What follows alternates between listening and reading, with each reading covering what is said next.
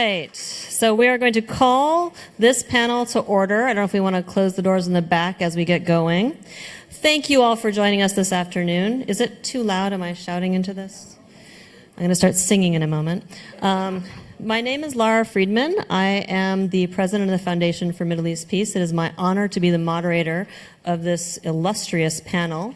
The panel today is going to look at America First or America Alone, looking at diplomacy in the State Department in the Trump era. And this is an issue that's close to my heart as a foreign policy wonk and as a former State Department Foreign Service officer. So this is quite personal, and I'm interested in the content here, and it's something that I'm very focused on. So we're going to get right to it because we have three terrific experts and practitioners here to talk to us about the issues. I'm going to very briefly introduce them, and then we're going to have a set of short remarks. I think we're going 7 to 8 minutes, and possibly a little bit of discussion amongst the panelists as we wind that down. And then we'll open it up to Q&A from the audience. There's a microphone here in the center. At the time that we're ready to open it up, I will give you further instructions on what I mean by a queue, which is often not clear in panels. I've never understood that. So with no further ado, so we're actually going to start. I'm going to do all the introductions first so we can have this go pretty directly. On my right is Nahal Tusi, who all of you who follow political reporting should know. She is one of, I would say, the most dynamic and wired reporters in Washington, reporting on diplomatic affairs, the State Department, and with an eye to the foreign policy implications of all of that. If you don't read her, you should. To her right is Tom Countryman, who I know very well from my career in the State Department, an illustrious member of the State Department, senior Foreign Service officer, U.S. official, served as Assistant Secretary of State for International Security and Non-Proliferation. And then to the right, but not to the right, we have Congressman Jerry Connolly. We are very honored, from Virginia, who is with us today. So we are going to start off, I believe, with Tom to talk to us about this from the perspective of what he's seeing with the State Department, his eye with his experience working within the State Department and the Trump administration, how it looks today. Thank you, Laura. I appreciate it. It was 2,500 years ago that the Roman army came up with an innovative management technique.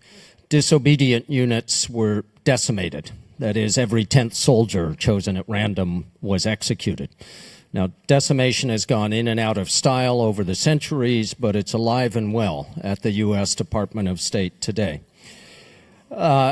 Just take a look at the numbers. The total number of Foreign Service officers is down only by about 3%. But at the senior ranks, the effect of the Trump administration has been far more severe. The highest ranked career ambassador, equivalent to a 4-star general, a year ago at the beginning of 2017, there were 6. Now there are 2. One who has announced his plans to retire, the other who is in exile at a university for having had the temerity to manage implementation of the Iran nuclear deal. The number of 3-star equivalents has fallen from 37 to 20. The number of 2-star equivalents, minister counselor, the rank I was at, has fallen from 470 to 370. If the same thing were happening in the military, if our top officers were leaving at that pace, dismissed at that pace, discouraged by drastic cuts in promotion numbers intended to send the clear signal that you have no future in the leadership of this department, we would term it a national emergency. And I think it certainly is a national emergency for the influence of the United States. Talk about budget for a moment. One thing, just a couple of facts about the budget. Historically, if you trace it in the last 70 years, as budgets have gone up and down, there has always been a pretty clear ratio of about 10 to 1, the size of the defense budget compared to the size not just of the State Department budget, but of the entire foreign affairs budget, including operations of the State Department, the Agency for International Development, international assistance, including military assistance, about 10 to 1. The latest Trump budget proposals changed that ratio to about 16 to 1. in favor of the military. The proposal is to cut the total foreign affairs budget from $55 billion, where it was in fiscal 2017, to $42 billion is the proposal from the administration this year, a 30% cut. And even more disturbing is the fact that operations are becoming a smaller and smaller part of the budget. The operational side of the budget is generally broken down into core diplomatic functions and diplomatic security. That is, hiring more guards, building new embassies, and building higher walls around existing embassies. That part, the diplomatic security part, has gone in, even before this administration, from about 16% of operating budget to 40% of operating budget. And the core diplomatic function that our embassies do on the ground every day, that number has been steadily declining since 2008. And today it is about 30% less than it was in 2008. The internal structure of the State Department is in turmoil, in part because of Secretary Tillerson's decision to reconfigure the department before asking either what was wrong with it or what were the goals of a new organization of the State Department. There's been an over-centralization of functions around the Secretary himself and a lack of communication. I have some hope that Secretary Pompeo will be a better manager than Secretary Tillerson, although I have great doubts about his policy instincts and about his tendency to be not just a yes man to the president, but a hell yes man for whatever the president wants. The numbers are daunting, but I think what is of greater demoralizing effect in the Department of State today is the implications that they have for the United States' approach to the world. The U.S. is not simply leading from behind, to use a phrase that Republicans denigrated, but in fact, today the United States is leaving leadership behind.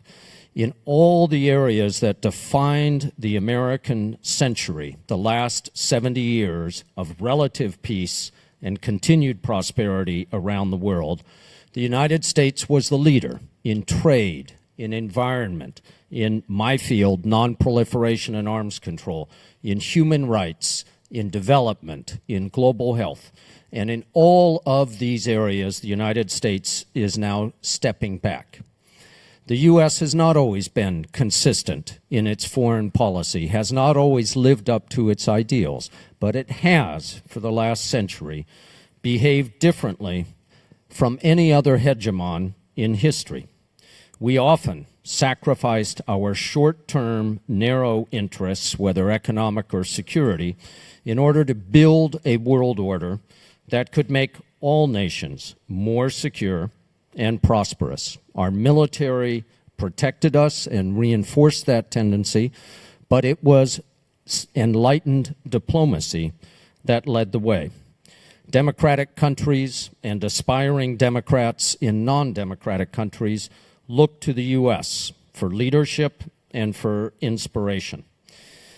Now, in a time when the United States administration declares it's not bound by any kind of agreement that displeases it, we are falling back into a period where the United States is not just proclaiming our primacy, we're proclaiming that our interests alone are the sole factor of legitimacy in the international world. Others will fill the vacuum. I think of all the bizarre things that you could have seen in the last year, the strangest is to see the Chinese president wrapping himself in the mantle of free trade because the United States explicitly has dropped that standard. And finally, I'm concerned about the attack on morale that comes from the White House. In my view, the people around the president simply do not believe that there is such a thing as public service. Anybody who is smart, obviously, would go into law or real estate or some similar profession, and therefore those who have chosen public service must be of a lower caliber than those of us who have become millionaires on the outside. It's an insult, and if it were hurled at the people who serve the military for the same patriotic impulses that bring so many of us into public service, there would be an outrage. The State Department is not the swamp. And until we have the Congress willing to stand up, and there are very encouraging signs in this regard, and say that diplomacy is the less expensive way to promote our interests and our securities around the world, I fear for the continued decline of our diplomatic capability, the further decline of the respect around the world that we have enjoyed, and soon the near absence of leadership on the great challenges of the 21st century. Thank you.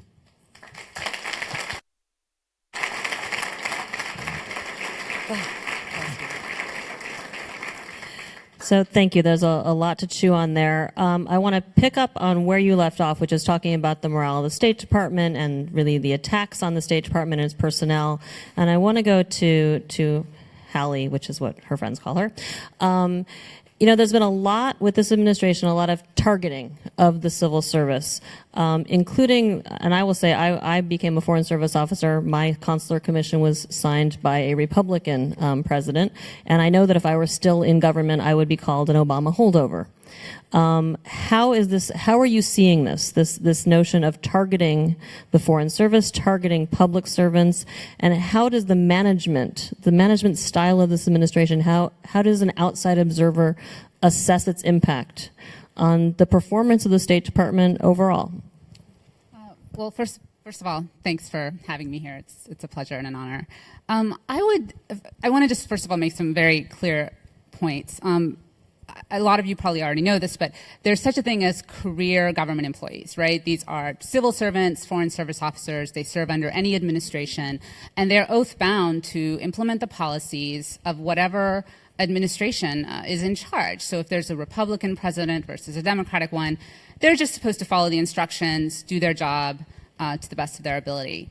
And it seems as if the Trump team didn't either have an understanding of this particular group, or perhaps they didn't have an appreciation. In any case, in a lot of levels, especially when it comes to state and, for instance, the Environmental Protection Agency being another example, they didn't have a lot of trust, right? So they came in and they faced a number of factors that made them perhaps not as aware of what the foreign and civil service do as they could have been. One was that the administration, there were just not a lot of Republicans that were willing to work for Trump, especially when it came to foreign policy. You had the Never Trumpers group, for instance, who had signed these letters saying, no way, never Trump. And a lot of these guys were Republican, foreign policy types, from the neocons to the hawks to the whatever.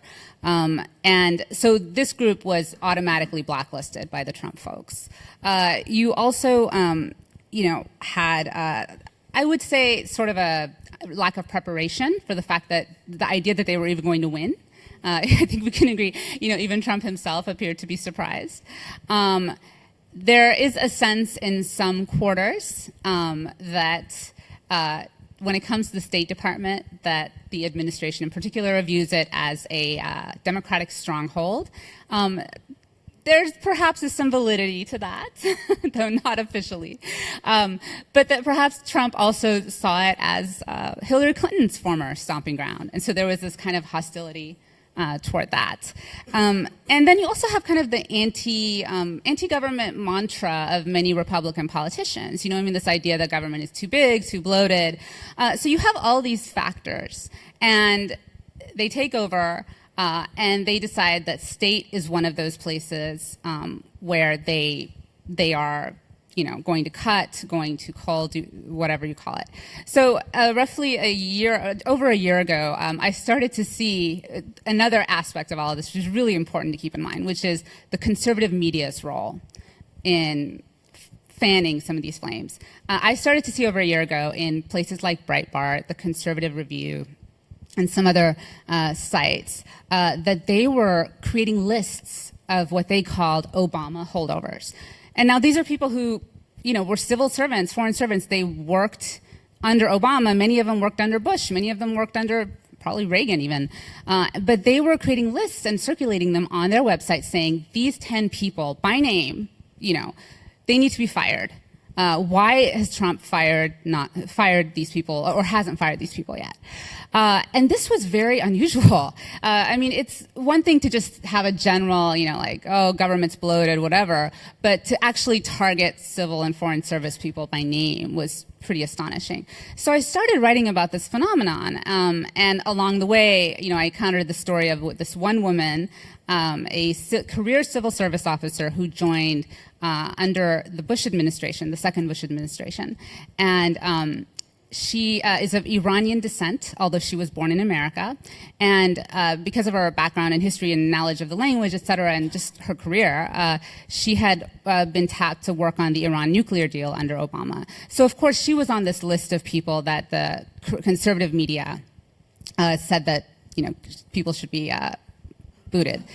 And it was just extraordinary, the messaging and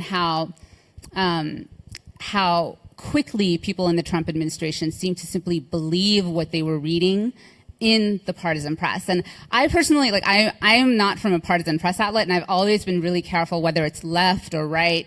Whenever I read something from Mother Jones or Breitbart or whatever, I always take it with a grain of salt. I'm like, okay, I have to remember where they're coming from, and I have to do my diligence and check the facts. But it seemed like people who were in the administration or conservative supporters on the outside, such as Newt Gingrich, et cetera, they didn't really do further research. They just read these things and believed them. And so they were like, my God, you have these moles, these Obama holdovers, and why are they still in the administration? So this brought pressure, additional pressure on the administration to target some of these people individually. And in the case of this one woman, she was reassigned out of her position at the State Department 3 months before her detail was up on what was known as the policy planning staff. And it was apparently in contradiction to her memorandum of understanding. There was no real reasoning behind it. She had reached out to her boss, a political appointee, and said, look, the stuff that's being reported about me is not true. They're saying I was born in Iran. I wasn't. They're relying on Iranian state media to characterize me. That's not a good, reliable source.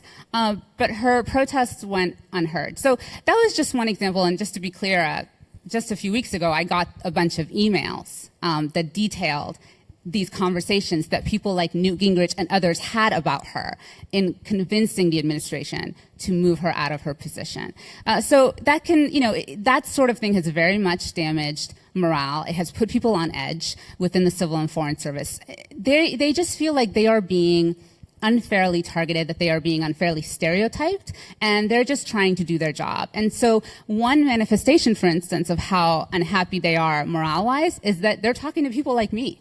People who, seriously, more than a couple of years ago, they would never have considered even talking to a reporter, but now they are.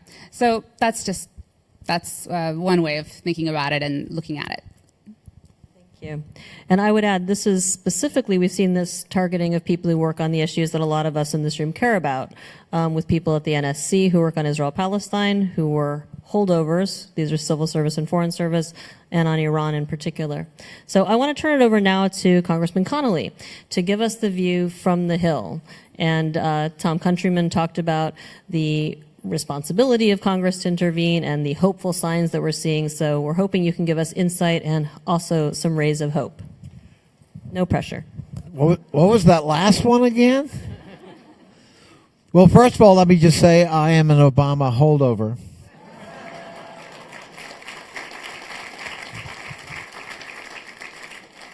I actually believe in a rational and coherent foreign policy. And I know that makes me an outsider. Secondly, let me just say how gratified I am to see this crowd. It's wonderful. And J Street is doing an incredible job of creating some political space to have a debate about our role in the Middle East and the future of Israel. And I think those are both really good things. So thank you all for being here in such numbers. It's great. Let me back up a little bit.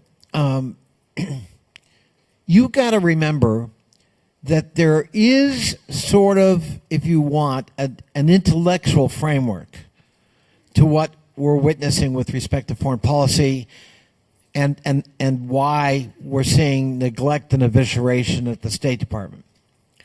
And it comes from Steve Bannon and Breitbart. Their belief is strong that the United States, we need to disengage.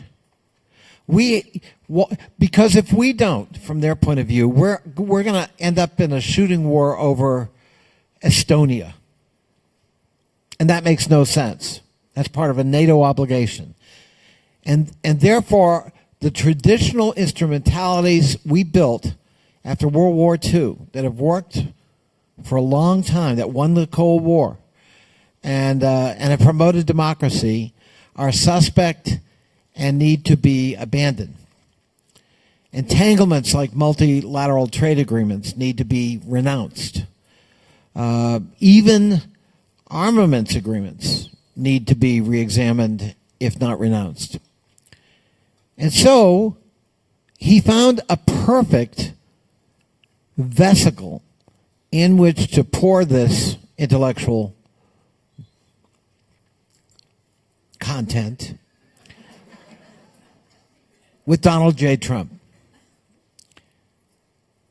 And, of course, Trump added one special thing to Bannon's philosophy, and that was, I love Vladimir Putin.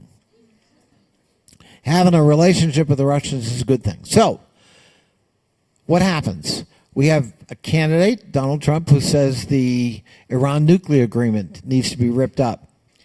That TPP, the Trans-Pacific Partnership Treaty, needs to be renounced on day one. NAFTA needs to be ripped up and renegotiated.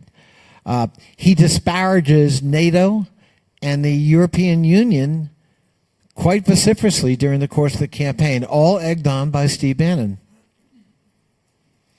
And when they actually win the election, they set about to implement this philosophy. So there's a context to all of this.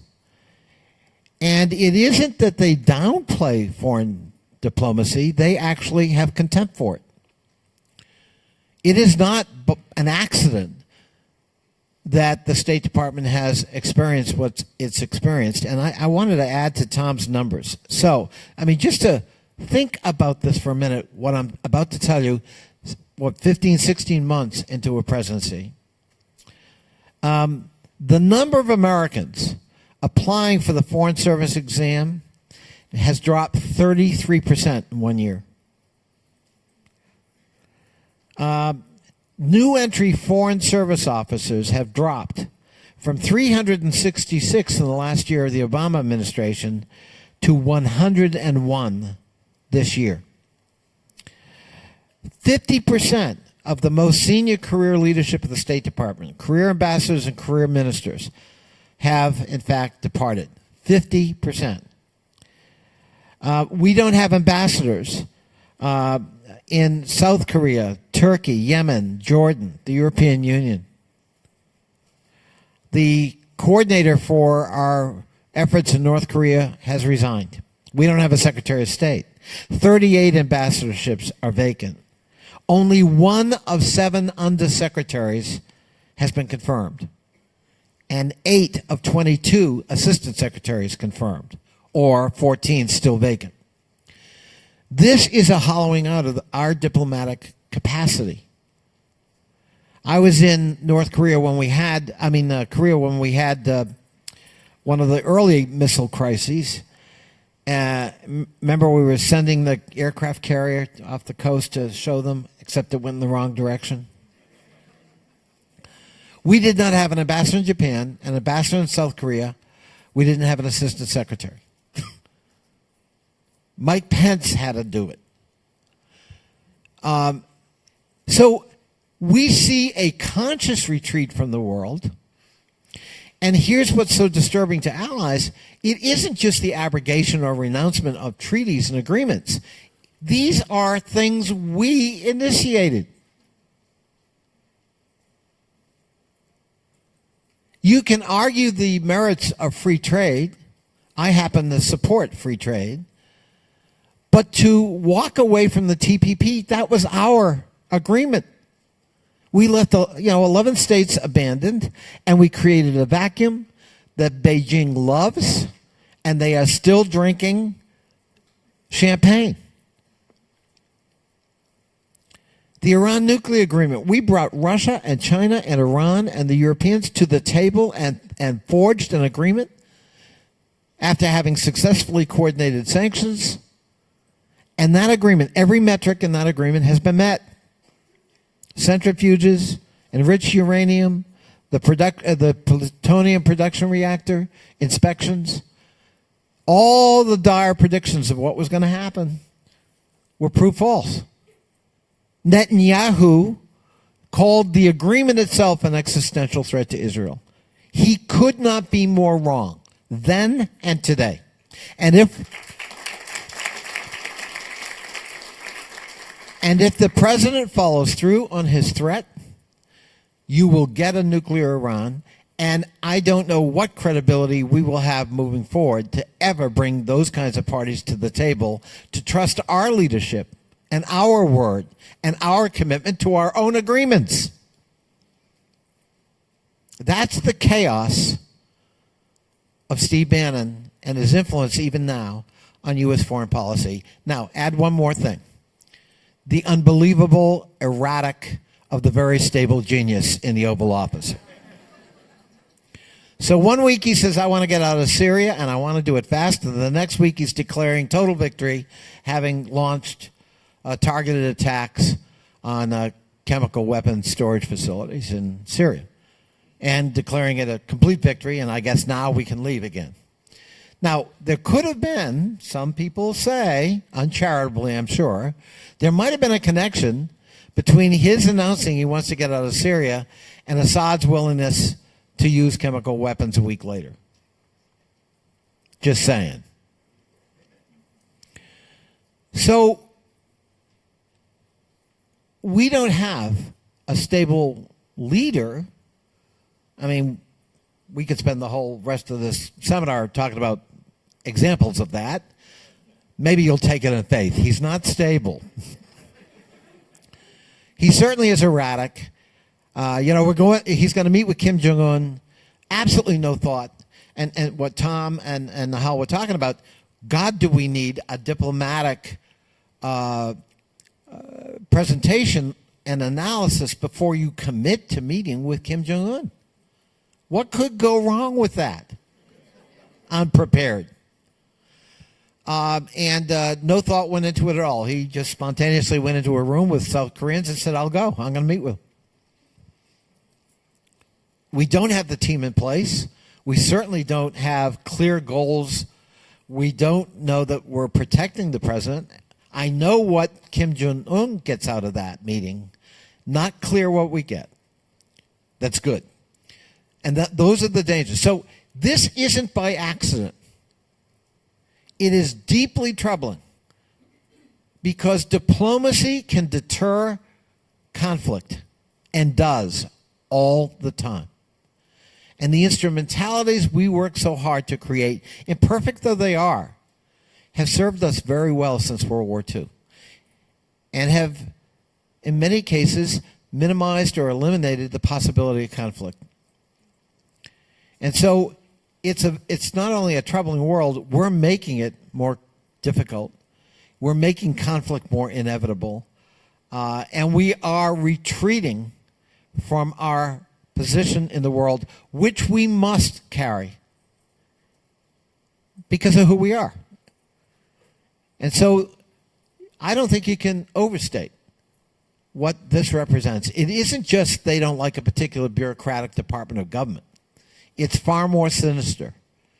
It's deliberate, it's by design, and it's based on a very dystopian view of the world, frankly, and our role in it. best articulated by Steve Bannon. And his ghost, believe me, continues to haunt the White House. Thank you for having us here today.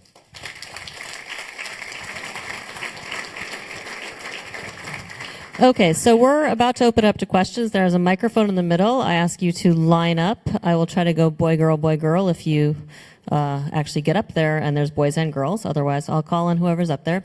I ask it to be in the form of a question that starts with an interrogative, it ends in a question mark, and it's not more than really 1 or 2 sentences. But before I'll call on you, so start lining up. I actually want to do 2 follow-ups very quickly. First, Congressman Connolly, Congress. I want you to just address briefly the role of Congress in pushing back and trying to push back. And then I'm going to ask the question now. Tom, I want you to talk very briefly, and I'll think of something for you, very briefly on the question of what this hollowing out means for the longer term. Because people are thinking about it in immediate numbers, but the Foreign Service is a system where people move up the ranks. And the hollowing out that's going on right now at the middle to mid-senior level bodes very ill for the future, meaning that even if you had a shift in policy, you would not be able to change course immediately and get us back on track. So you two go very, very quickly so we can open to questions. So in some ways, unlike almost all other ways, the Republicans in Congress do have some trouble with this foreign policy. So they have... we have fought back on the budget. In fact, we didn't take the 32% cut in state and aid seriously at all. It was never considered. But that doesn't mean individual programs won't be hurt. We're fighting right now for the National Endowment for Democracy, for example. So specifics are still vulnerable. Filling vacancies would play very little role, nor have there been loud voices saying what is going on the Republican side of the aisle. On the Russia relationship, I would say most members of Congress on both sides are very uneasy about where this president and this White House want to go on that and have shown some resistance. The problem is by having Trump articulate what he articulates, it does magnify the pro-Russian voices, not that there are many of them, but nonetheless, they were totally marginalized until the 2016 election. Now they have standing.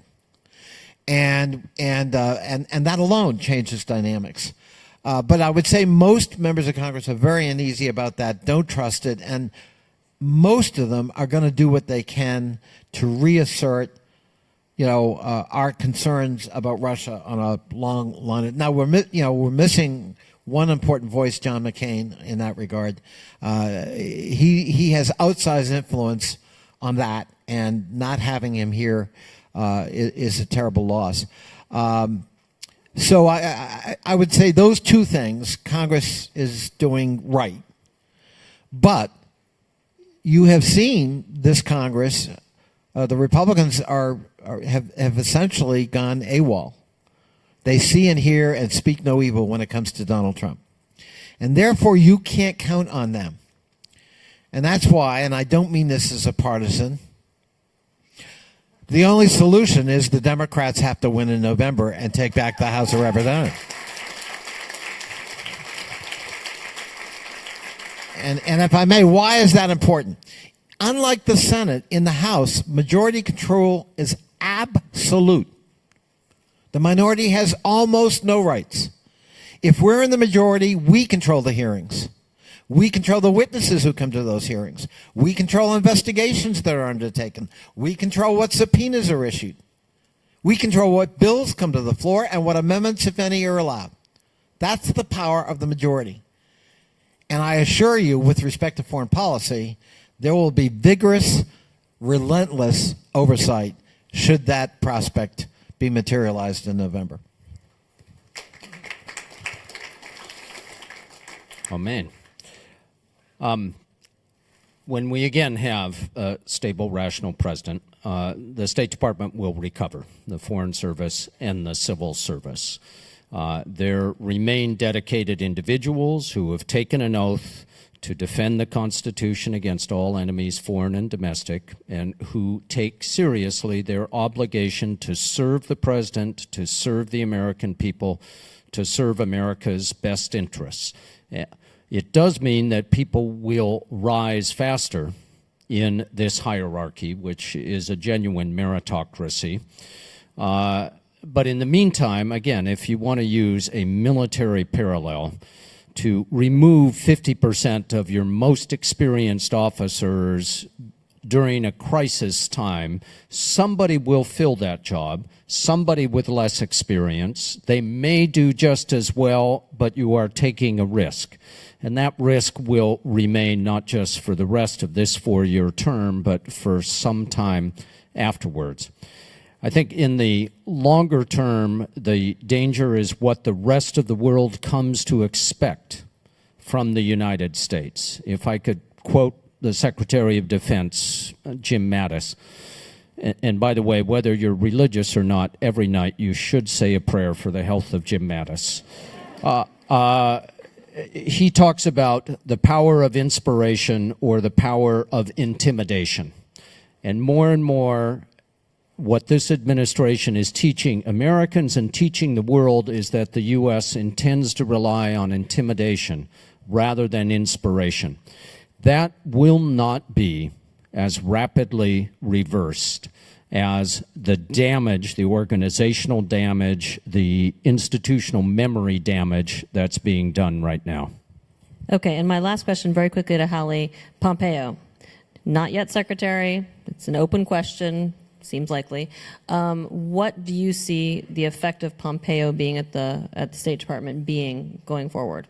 Well, if he gets to the State Department, and that really is an open question right now, I think there's certainly a lot of hope that he's going to be a better manager than Tillerson. During his confirmation hearing the other day, he made that basically like 2 of his top 3 priorities is to discuss how he was going to have a culture of openness there, how he was going to rely on the civil and foreign service officers, how he wanted to make the State Department get its, quote, swagger back again.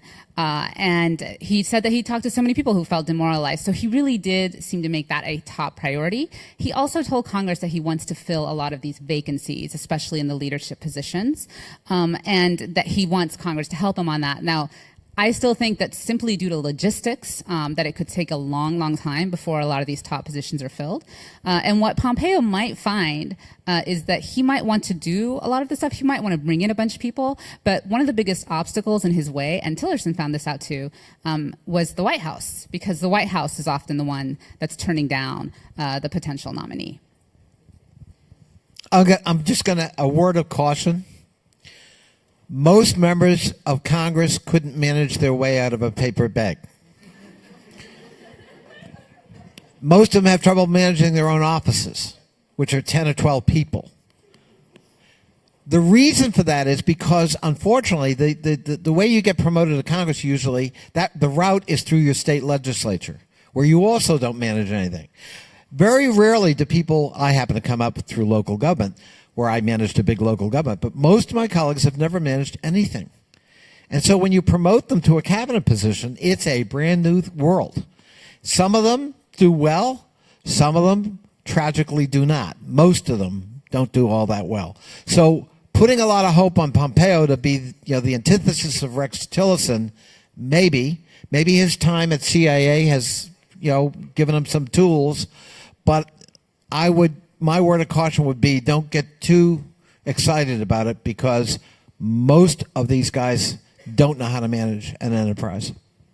Thank you. Okay, we have about 25 minutes, so we're going to start at the first person in line. Identify yourself, say who you're asking the question to, and then your question, please. His name is Bruce Waxman. There should be a little button on the mic that you can push up.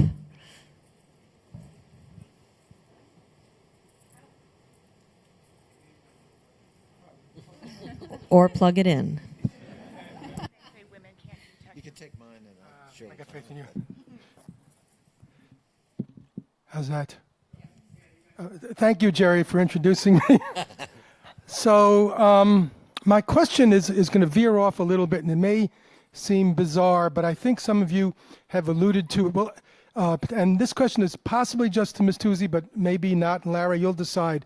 So not too long ago, I had a conversation with someone I know fairly well. Our politics are quite different, but this has to do with the hollowing out and the Steve Bannon and all. And I try not to discuss politics with this person, and you'll tell from my question why. So she brought up to me, well, don't you know about the deep state? And my answer was no. I know there's coal mining in West Virginia, but I wasn't sure that's what she had in mind. So I think I know what this thing is, but I'm not completely sure. And I don't know whether this is a factor, because you mentioned this attack on this Iranian woman and other things. Does this play into this at all? And if so, could you explain this to some of us who don't quite grasp this? So, Heli, can you translate the term deep state for a progressive audience and explain what is going on here? Okay, so I used to work in Pakistan, where I came to believe there actually is a deep state. But that's usually the sense. It's the belief that the people who are politically elected or who seem to be in charge really don't have the power, and that there's a combination of a military slash sometimes corporate, sometimes, I guess, diplomatic to some extent, a group of people who are running things behind the scenes and who really control the actual levers of power and can make things happen that can keep political leaders from accomplishing their aims. Now, this was, I don't exactly know who brought this into the lexicon. Was it Bannon or, for the U.S.? Yeah. And look, here's the thing. There's no question that the bureaucracy in the U.S. government has a lot of power. But this notion that there is this coordinated conspiracy within this bureaucracy, it's a little hard to believe because it's just so vast and not particularly well coordinated on a lot of levels. But one of the funny things that I read, it was a profile of Tillerson in one of the magazines, that this one former Foreign Service officer said, well, there wasn't a deep state before, but these idiots have managed to create one. And so there is this sense now that, there are people through leaks, et cetera, who are trying to change the way this president and this administration operate. It's also a convenient argument to manufacture a deep state to absolve yourself of responsibility when the legal system says you've done something wrong, or the intelligence community comes up with a conclusion with which you do not agree. So I'm going to pitch a hypothetical, and it's that we make it through the next 2 years, and there is a future. Can you identify yourself? Oh, yeah. My name's Maura. I'm a sophomore at IU, Indiana University. And while Ms. Tusi, you are one of my favorite reporters at Politico, my question is actually for Mr. Countryman. You touched on it. You touched on earlier how we're going to have to go about repairing the outsized perspective of the U.S. And I know there's a lot of talk about just going back to normal, but do you think that's going to be enough, just going back to normal? Or are we going to have proactive, coordinated efforts to go about and say sorry for the past 4 years or anything that has come from it? That's a tough one. Going back to normal means going back to chaotic. The world is chaotic, and the best efforts of the best diplomatic service in the world, the U.S. Foreign Service, cannot solve every problem around the globe. The difference is that traditionally we have been viewed by friends, whether they are democratic countries or democratic leaders in authoritarian states, as actually trying to make the world more open, more transparent, more free, and more prosperous. The current administration is doing everything possible to damage that image of the U.S. acting not just out of selfish self-interest, but in the interest of a greater good. I think we can get back to a position where the rest of the world sees us as having that mission, as being not just the same as Russia or China, but actually having an inspirational leadership role. It will become more difficult with every agreement that this president tears up. I have no idea how he believes that tearing up the Iran agreement makes it easier to get an agreement with North Korea.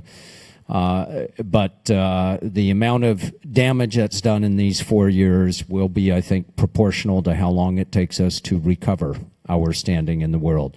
Just last point, you have a laundry list of mendacious statements made by this administration, but the one that always outrages me the most, and it's one of the vice president's favorite lines, is to say the U.S. is more respected than ever.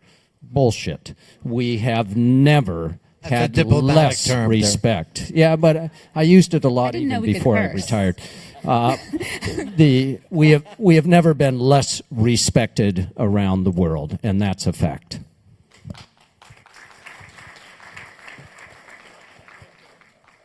Hi, my name is. Go ahead. Hi, my name is Bennett. I'm a student at Columbia University. I wanted to ask, you've been talking a lot, and this kind of piggybacks off of the last question as well. You've been talking a lot about the hollowing out of the State Department and filling that gap. And speaking as a young person in the room, and I'm sure that there are many other young people who feel similarly, we're going to be the people who are filling those gaps.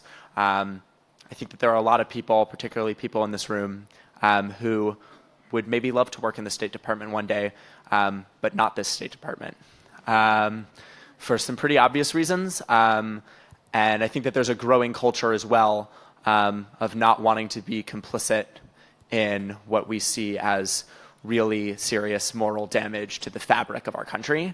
How would you recommend going about navigating the desperate need to fill these vacancies in the State Department and also maintaining some semblance of moral integrity under this administration? Well, thanks. That's a topic I talk about a lot. I did it just 10 days ago up at Columbia where my sons are. And despite the fact that I'm no longer in the government, I encourage young people to go in to the Foreign Service and to the Civil Service at this point. And I can't make you comfortable if you're concerned about complicity, but I can offer two countervailing points. One, you are far less likely to face a moral conflict in the job you're doing when you're at the bottom of the pyramid, when you have a very specialized task that could be as routine as issuing visas. You're not going to have the same moral conflicts. And two, what's happening in the State Department right now has led to a lot of what the military calls battlefield promotions. That is, the commander is killed, you step up a rank. Not to be cynical about it, but the fact is the people who are there now at the tough times are the leaders tomorrow. And it's not only that I hope people will continue to go into the Foreign Service and the Civil Service, it's also I want the good people who are there to stay. A few hours from now, I'm meeting a former employee of mine, an incredibly knowledgeable and valuable guy who is out of the department for 1 year on a fellowship and wants to talk to me about, should I go back? It is more comfortable outside. And I'll do my damnedest to tell him to stay until you reach not just a point where you're uncomfortable and feeling a little bit complicit, but a point of a genuine moral conflict. I urge these terrific public servants to stay. And I would just like to add that if any of you are planning on joining the Foreign Service, I have business cards that I would like to give you so that once you join, you can be wonderful sources for me. Thank you. Can I just add, in an odd way, I think Steve Bannon would be very happy with your statement. He would love to hear that good people like yourself are discouraged and won't even try. That's part of their goal. And so I think though it's difficult, I echo what Tom said. Now's the time for good people to actually go in. Counter this and preserve your integrity. Bring it with you. It's desperately needed. Thank you.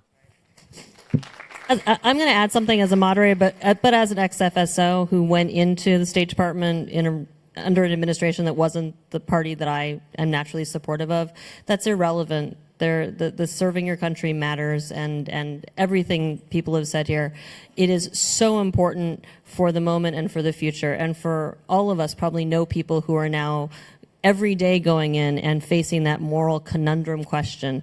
You have to be pretty senior to face that, and then every day you got to look yourself in the mirror and make that decision. But if you can stay in and serve your country, then you do, and it matters and it's important, and I hope people won't be discouraged. All right, next up. Hi, my name is Sadie, and I'm a junior at Oberlin College. I'm hoping we can talk about the America First mentality and contextualize it a little bit in terms of certainly the current Trump administration, but also what we've been seeing from the Republican Party and Republican leadership before 2008. So this is a question directed to all three of you, but is this, is that part of the foreign policy? Is this really that new? Or are we seeing a escalated, trumped-up version of what's been pushed by conservative media and conservative leaders for years? Well, maybe I'll take a crack at it first. I mean, I suppose it depends on your perspective. There are other countries in the world, other people in the world who would say, what's new about that? America's always put itself first. But I think that cheapens our history. I think there have been, Churchill called, for example, the Marshall Plan the least sordid act of any nation in history. His way of saying a generous act by the Americans. We created international agencies and entities that stabilized world finance, that promoted democracy, that created a world forum to try to avoid conflict. We created peacekeeping forces to try to enforce agreements and so forth. These were not putting America first in the way I think Trump means it. These were not sordid acts. These, our self-interest is there, but we did it in a collaborative way. We empowered others. We helped with a foreign assistance program that lifted hundreds of millions of people out of poverty, dire poverty. So isn't it the goal of our foreign policy to promote our values and to promote democracy, because democracy is empowerment? And we believe those values are universal. They're not unique to America or to our culture. And I think when Trump says America first, it in many ways is to be interpreted as a negation of all of that. And it's a very ugly concept, to be honest, here and abroad.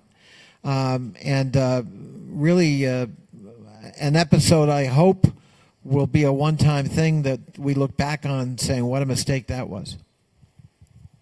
To agree with everything the congressman said and then take it in just a slightly different angle. Those countries that are natural rivals or even adversaries of the United States, including China, Cuba, Russia, etc., Iran, would say there's no difference. It's always been America cynically self-interested. The difference is that the United States has had allies. We have dozens of allies around the world. It's not because we didn't get Western Europe and the Russians got Belarus and Syria because we got to pick first. We have allies because we stand for something. And when we go to the lengths of saying America first, to the disparagement of our allies' importance, their security, their economic interests, it is how you lose allies. And even the earlier neocons who had, as you referred to it, an earlier version of America first, never pictured doing it without allies the way that the White House wants to do it today. And if you just think about it for one more, politically, even an ally, let's take Trudeau of Canada, he can't afford to be seen like a toady, that everything he does with us is promoting America first, not Canada first. It's not a tenable proposition for allies, for other leaders, from their own domestic political point of view. I can add it. It also suggests why there is such a disconnect between this administration and the State Department, I think, because one of the foundations of foreign policy, and this is a fact-based foreign policy, says enlightened self-interest is grounded in the idea that when we inspire, when we engage, when other people like us and believe in what we stand for, we will have better relations in the world and we will be able to better promote our self-interest. And that runs completely against the grain of this administration. Okay, so next up. Hi, name is Mitchell Plitnick. I'm currently a journalist and have been involved in journalism and advocacy on foreign policy issues for about 20 years. My question really goes to everybody, but I'm glad that we have people who have real experience in both the legislative and executive branches, because this is kind of what I'm asking about. This administration certainly makes me, and I'm sure I'm not the only one, feel like we've gone along for a long time with certain norms of how a president behaves. And this president ignores those in a way that I would have to say no president has before. And so it makes me question the system that we're working under, where foreign policy can be largely carried out by the executive branch. You have an executive who can basically push Congress to a certain degree to the side, and maybe, so it raises the idea that maybe we should strengthen the role of Congress in foreign policy development and execution. The other side of that being that Congress, by design, is more susceptible to pressure groups, special interests, et cetera, that might might push our foreign policy in ways that a more sober analysis might not go. So how should we respond? Should we just hope that things go back to normal when Trump is gone and just assume that no one like him is ever going to come into office again? Or should we take some steps to make sure that no future president can do what he's doing? Well, I agree with you that Congress should have more of a role right after November. What is one of the sad parts of being in this Congress right now is, where are the heroic Republicans? I mean, I'm old enough to remember Watergate. There were a plethora of Republicans who spoke out, but long before the smoking gun tape. Put their careers on the line. Some of them suffered. The current governor of Maryland, his father, Larry Hogan, was on the impeachment panel. He voted for it. It hurt him. Caldwell Butler, a Republican from my state in Virginia, it hurt him, but he did it because they put country ahead of partisanship. We don't see those or hear those voices today. I don't know that we can ever again luxuriate in the thought that Trump is a one-off, and we'll never do that again. The fact that it could happen at all tells us that we're going to have to do some re-examination of the norms and the restraints on the executive. But we also need to think about how reliant that legislative branch is, because we're not doing any oversight right now. I'm on the Oversight Committee as well as the House Foreign Affairs Committee. We don't know nothing about Russia or conflicts of interest or the security clearance problem at the White House or the hollowing out of the State Department. I mean, we haven't had a hearing on any of it. We're the Oversight Committee. I mean, well, anyway, so there's an institutional breakdown all of us have to be concerned about, and there's got to be repair both in the executive and legislative branch as we move forward. Right up the street at the National Zoo, you can go to the invertebrate house, but you could see the same thing on Capitol Hill. And the answer to making the Congress, again, a co-equal branch, is to empower them. And that happens in November. I'll just add something very briefly. Sometimes I really wish I was allowed to have an opinion, but I'm not, because I'm a reporter. But I will say that, I think it also shows the importance of organizations that, operate in the civic sphere, and the importance, like yours or other groups, and also the importance of the media. And one of the most wonderful things that I thought happened, after the election was there was just this huge spike in the number of subscriptions to major newspapers in this country, because they realized that the media needs that kind of support to be able to do the important investigative reporting on these issues that the House Oversight Committee apparently knows nothing about. So, I just want to say, don't, just because you're not in Congress or you're not in the executive or whatever, that doesn't mean you can't make a difference as an individual. All right, we have a little more time left. Next up. Oh, okay. Yes, so my name is Toby, and I'm a student from Minnesota. So my question is for everyone. I'm asking this question for everyone in the room, especially the young students who are thinking of a career in the civil service or in foreign service. So my question is, what does it take to be a diplomat, and what qualities must a diplomat have? Because when I think of diplomacy, I think of extra intelligent people, people who have high air, people who are making decisions for their countries, and people who are held very accountable, and they have to they have to do a very good job, or else people are not gonna like them. So, what do you think it takes to be a diplomat, and what advice do you have for us? The question is, what does it take to be a diplomat? Young people looking at this today. Well, there's a disconnect between the selection process and the actual skills. In brief, the selection process requires you to take a very difficult test that tests all kinds of knowledge. And if you pass that, and about 10% of the people who take the test pass that. And out of that 10%, maybe 20% pass the next stage. And it is meant to measure your general knowledge, intelligence, your ability to think on your feet, your ability to speak and to write eloquently. It's a good profession because it means everybody in the Foreign Service is of fairly high intelligence. You don't have to work next to a bunch of idiots. And that's, there's not many professions where you can say that. Well, Congress. Well, yeah, I was not going to say that. It does not have a way to screen out at the beginning future megalomaniacs and assholes, but it does mean you have fairly intelligent people. Single most important skill for a diplomat, and a reason that diplomats are not respected by this White House, most important skill, the ability to listen. Yeah. But by the way, I'm going to comment on Tom has twice used words that I wish I had used. One of the lessons that I learned when I was a young diplomat in training, and I will never forget, and I remember who said it, he told us all, my young class, a diplomat never offends anybody by accident.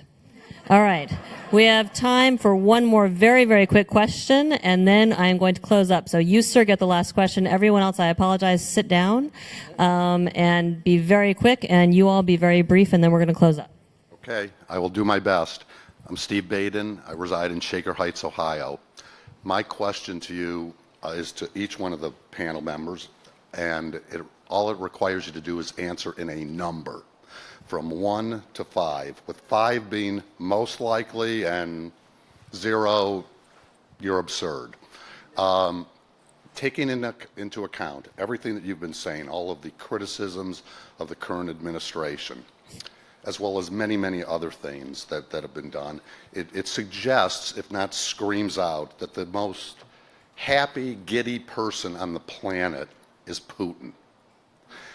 With that in mind, it suggests to me that we are living through perhaps the biggest story in modern history, if not all of mankind history, that being that the President of the United States is a compromised Manchurian candidate.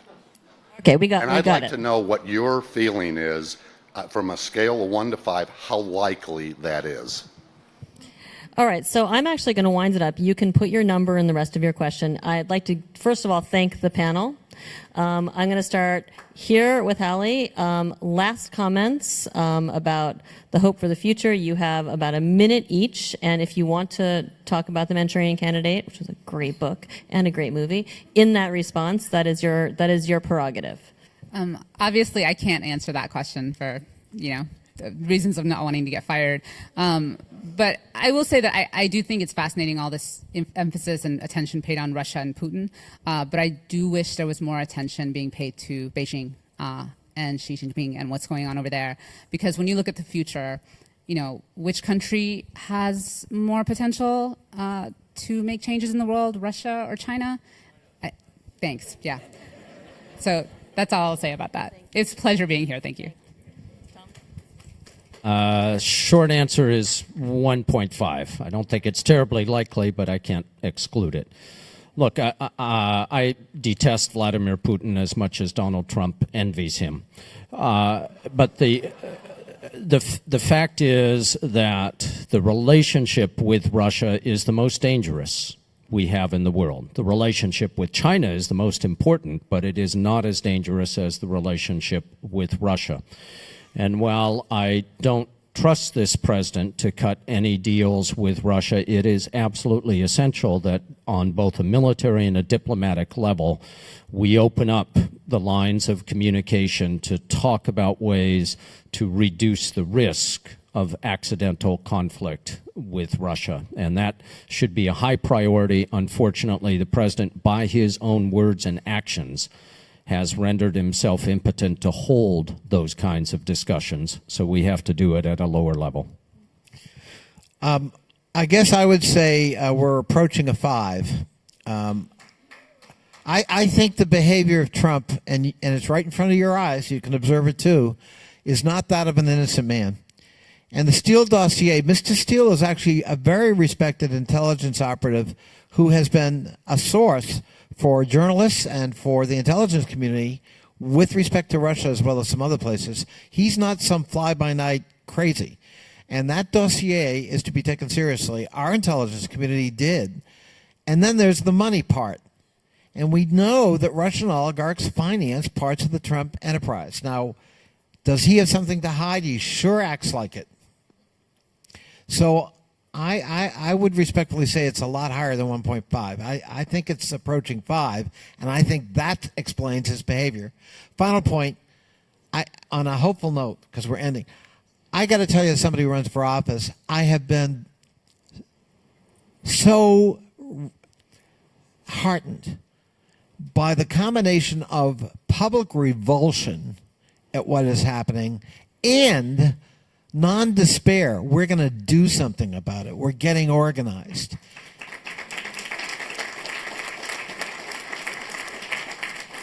Especially among our young people. And I think that gives us great hope moving forward. Thanks all for being here today. Thank you very much. Before we conclude, I want to thank our panelists. I want to let everybody know that the plenary session begins at 2:45 in the Regency Ballroom. Thank you so much for coming.